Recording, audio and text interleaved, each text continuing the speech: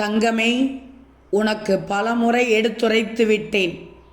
இருந்தாலும் இந்த முருகன் மீண்டும் ஒரு முறை கூறுகிறேன், இப்போதாவது புரிந்துகொள். கணவன் மனைவி உறவு தன்னலமில்லாத பாசத்திலும் பரஸ்பரம் மரியாதையிலும் தழைத்து வளர வேண்டும்.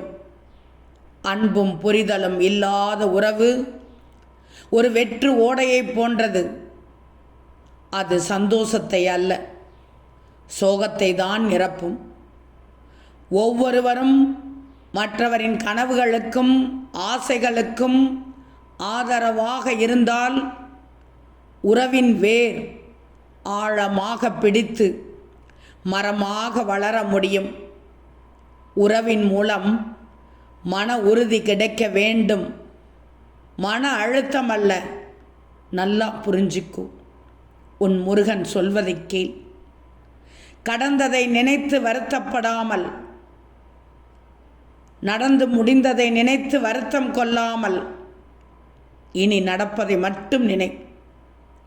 இப்போது நடப்பதை மட்டும் நினை. கடந்த கால வழிகளை மறந்து இப்போதைய காலத்தில் உன்னுடைய வேலைகளை மட்டும் செய். உன்னுடைய கடமைகளை மட்டும் செய். நீ வாழ்வதற்கு ஆதாரம் இருக்கிறது. ஆகையால் அதில்தான் என் பிள்ளையான நீ, முருகனின் பிள்ளையான நீ கவனம் செலுத்த வேண்டும். நிச்சயம் உன்னை தூக்கிவிட இந்த முருகன் இருக்கிறேன். திருச்செந்தூர் முருகன் இருக்கிறேன். ஓம் சரவண பவ.